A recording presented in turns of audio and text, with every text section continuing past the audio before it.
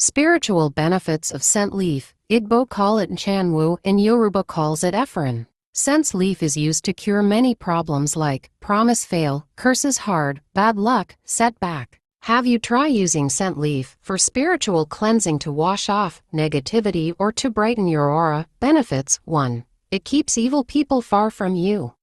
When you regularly bathe with scent leaf, the spiritual power of this scent leaf, which is now contained in your bathing water, diffuses into your skin and body.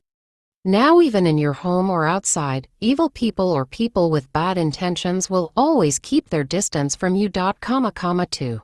It cancels out the spell and curses of evil people.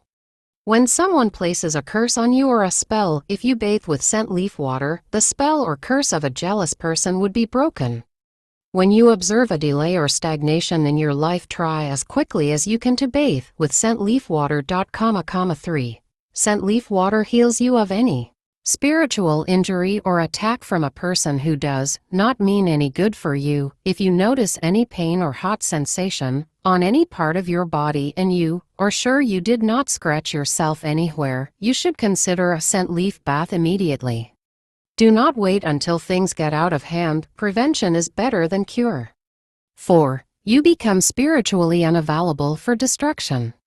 When a person tries to attack you, they will quickly find out that you are a no-go area.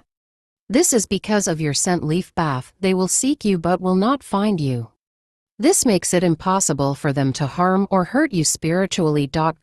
Remember, I said you should speak into your life while taking this bath.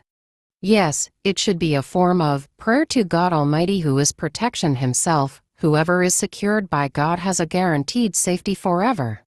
So while taking your bath, open your mouth and pray, telling God what you want from him. God is too faithful to fail and will never fail you.